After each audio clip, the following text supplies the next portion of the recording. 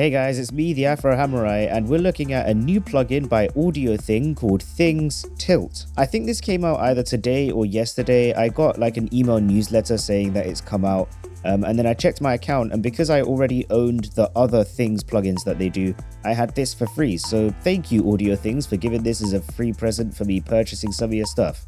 I'm not affiliated with them in any way, I just own a lot of their stuff because I like their stuff.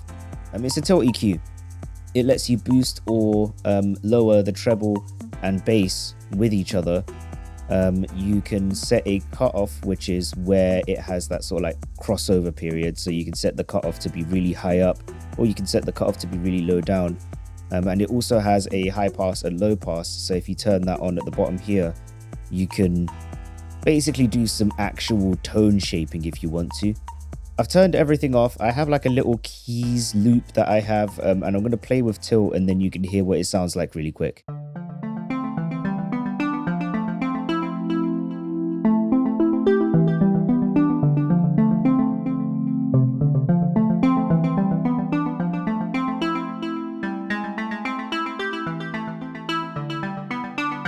Yeah, it's a tilt EQ. Like you should know kind of what it does by being able to look at it. It's not really hugely complex, but yeah, again, it does some cool stuff that's really simple. You might be thinking, oh well, you know, we don't need things tilt. We don't need this. We have EQ8. We can do it in EQ8, no problem. Yeah, you can do it in EQ8, but you actually have to do quite a bit of, you know, actual work to try and get that sort of shape that it has, and to get it to be a bit, you know, not to have like what essentially then becomes a little bit of a bump. So you have to mess around with quite a few things to get that crossover point correct, and then to actually move the gain. And if you wanted to automate this to change how much it's tilting or where it's tilting from, you have to do like at least 3 or 4 different bits of automation to get it to work quite smoothly.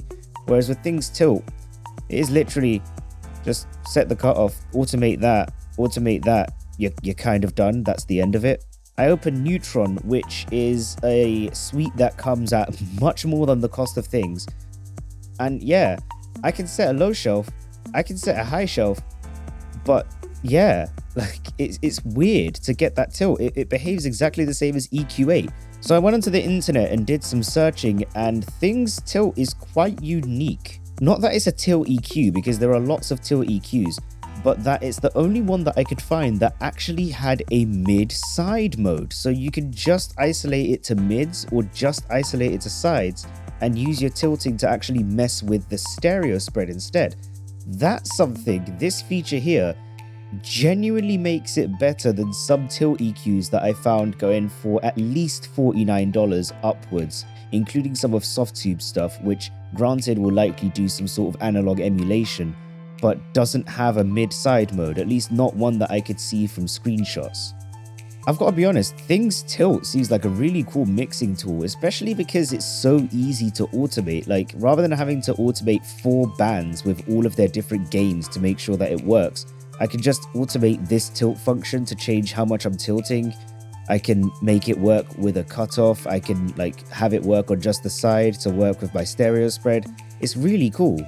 Something that would be great in Things Tilt is if it was able to do some sort of side chaining. Like if you could side chain a kick to this and then have it that the tilt could like go up or down based off of its side chaining, almost like an envelope follower or something like that. If you own Things Texture and Things Motor, then you have this for free in your account, or at least you should do. It's worth checking in your audiothing.net account, seeing if it's in there. If it is, download it, you can log in, and then you're ready to go with it. If not, give it a trial. Genuinely, I quite like these sort of one knob plugins where you can just go straight in, mess with it. It does something really simply but really effectively, and you're good to go. Cool.